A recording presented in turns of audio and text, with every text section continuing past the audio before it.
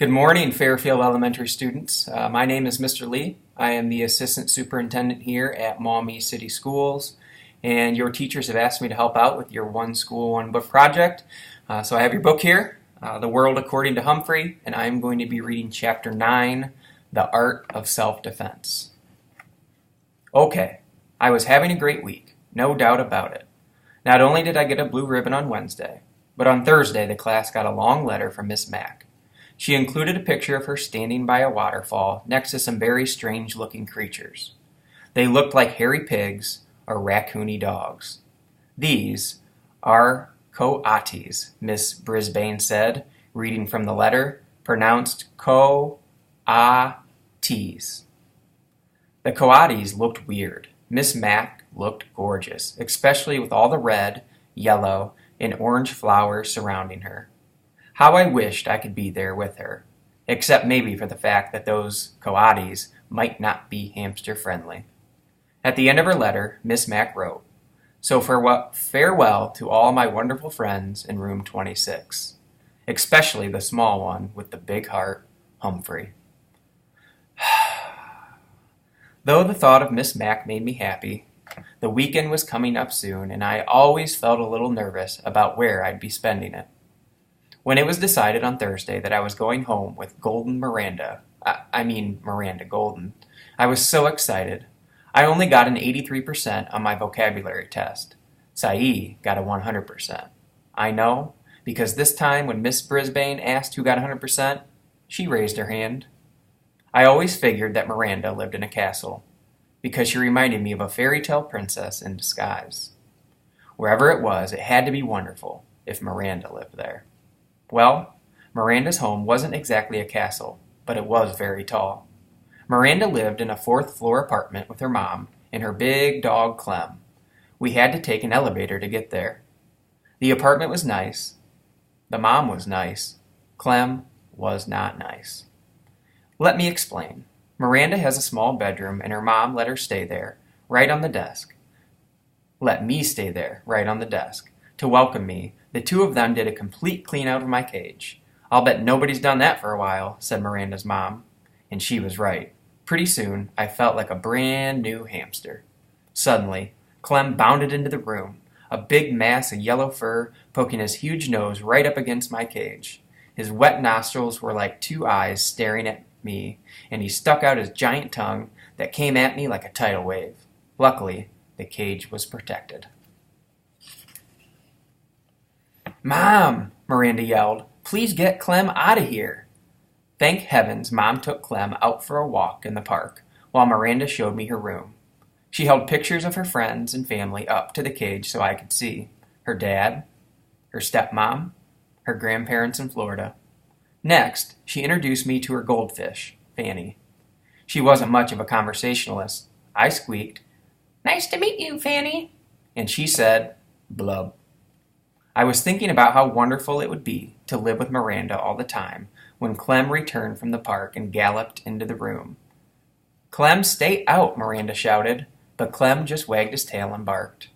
Miranda closed the door so the dog had to stay outside, but we could still hear him whining and crying like a baby out in the hall. Still, just being with Miranda made everything seem golden until her mom called her to go shopping. Miranda protested. Good girl.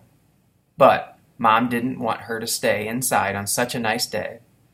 So she had no choice, unless she was rude to her mom, which Miranda would never be. "I won't be long," Miranda told me, "and I'll make sure the door is shut tightly so Clem can't get in." Everything would be all right, I assured myself. After all, Miranda had said so. I was all set to get in a good daytime snooze, but as soon as the door to the apartment closed, Clem started whining outside the room. I could hear his big paws on the front door trying to push it open.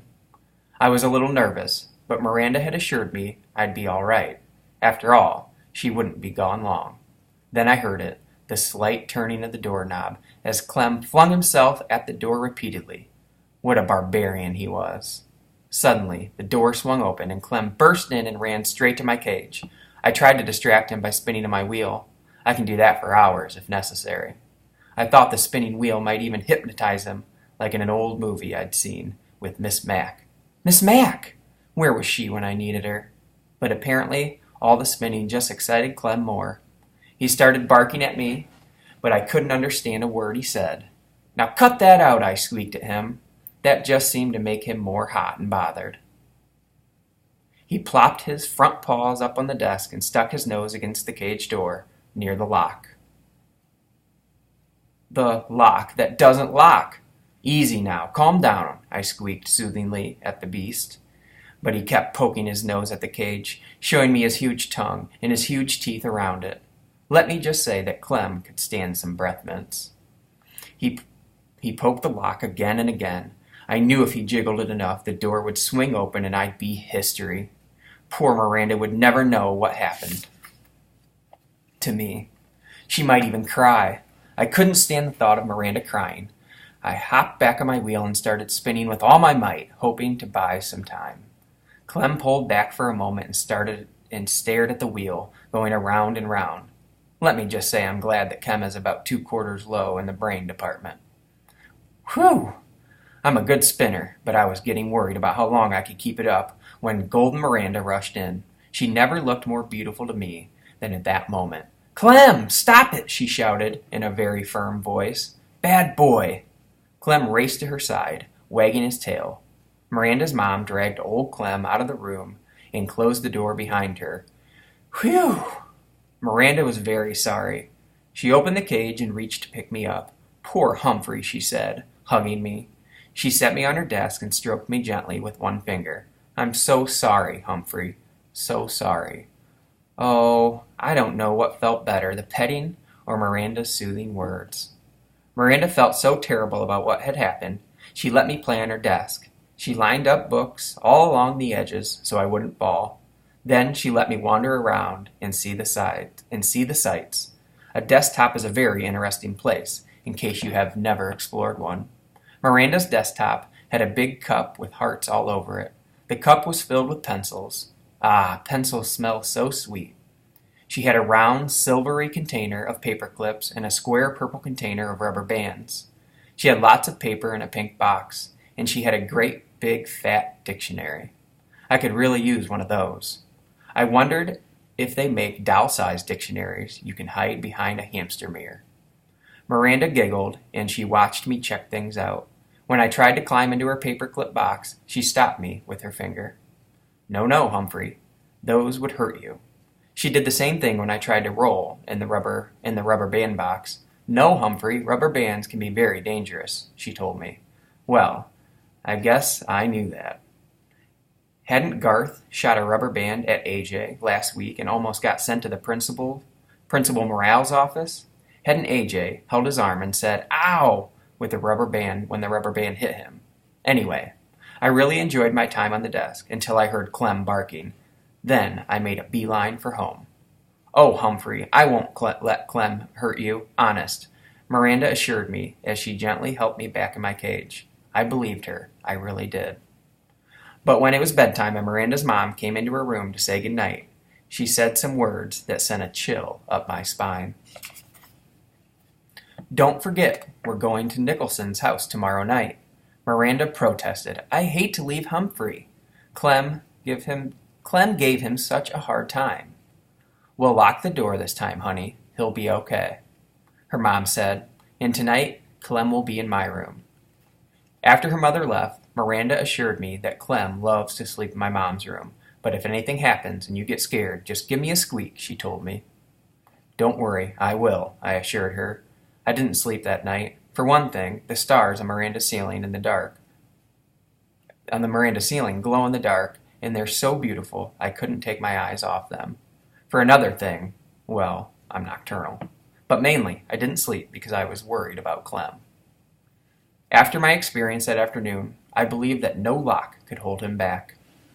And how could a little hamster fight back? What weapon would I have against a big, hairy, bad breath, small-brained creature? What weapon indeed? I had an idea. Clem hadn't made a peep for hours, so I took a chance and quietly opened the lock that doesn't lock and dashed across the desktop to pick my weapon, just in case of another encounter with Clem. Then, I scampered back to the cage with it and quietly closed the door. I hid my weapon behind my mirror, next to the notebook, where no one could find it. Then I managed to get 40 winks or so of sleep around sunrise. Miranda and her mom kept Clem out of my sight all day, until it was time for them to go to their party. "I'm still worried," said Miranda. "I'm locking your door with a key on the outside," her mom said. "I'm locking Clem in my room, and Humphrey's cage is closed tightly, right?" Miranda checked it. Everybody always checks it. It always seems locked from the outside. It even makes a clicking sound, but from the inside, believe me, it's a piece of cake to open. Miranda seemed satisfied with the arrangement, but I wasn't, so I remained on high alert all that afternoon and evening, and here's what happened. After Miranda and her mom left, Clem barked for a while. Then I heard jiggling and joggling for about an hour. Next, I heard a big, hairy feet padding down the hall to Miranda's room, towards my room. I sucked in my breath and waited. Yes, I knew Miranda's mom had locked the door with a key, but Clem didn't seem to let little things like that stand in his way. The doorknob squeaked and rattled. It twisted and turned. Nothing happened, but that didn't seem to bother Clem, the barbarian. He jiggled, rattled, and twisted it some more. When he got tired of that, he threw his whole body at the door, and then, very slowly, the door opened. Clem actually seemed surprised, but I wasn't. I had spent the last 2 hours carefully preparing for this moment. Not that my heart wasn't going thump, thump, thump very loudly. Even Fanny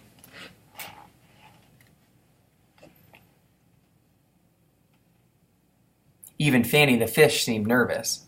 Clem trotted right up to my cage and stuck his big wet nose up against it. "Stay away! Keep your distance!" I squeaked. "I'm warning you." Clem wasn't discouraged one bit. "Woof!" he barked, sending a foul cloud of doggy breath my way. I didn't even flinch. He barked a few more times and then began poking his big nose against the cage door. I wondered if he actually knew the lock was broken. The time had arrived to put my plan into action. I was in grave danger and I had no choice. I would only have one chance at Clem because I only had one weapon, a rubber band. It had taken me a long time to get it hooked around the edge of my food dish. Now I carefully pulled it back as far as I could, aiming it directly at those big doggy nostrils. "You asked for it, beast," I squeaked. Then I let loose. The rubber band snapped and sailed through the air, hitting Clem squarely on the nose. He yelped like a baby and raced out of the room as if he had seen a ghost. Too bad I didn't still have my ghost costume. That would have been a nice touch. I guess Clem wasn't quite as dumb as I thought he was, because he never even tried to come back in the room again. Of course, Miranda and her mom were really puzzled when they came home and found both bedrooms unlocked and Clem cowering under the living room sofa. "I don't get it," said Miranda. "Humphrey looks just fine. Maybe it was a burglar." But Miranda's mom checked the closet and drawers and nothing was missing. "Now, that's a mystery," said Miranda's mother after she'd searched the whole apartment. Miranda stared at me, shaking her head. "If only Humphrey could talk," she said. "But I can if you just listen," I told her. "I bet you'd have a lot to tell us," Miranda continued, not understanding my squeaks. Yes, I do, I thought. Enough to fill a book. Tip 9. Hamsters do not enjoy contact with other animals. A cat or a dog may eat a hamster, or at least do it bodily harm. Again, thank you for giving me a moment to read Chapter 9 from your book. Have a great day.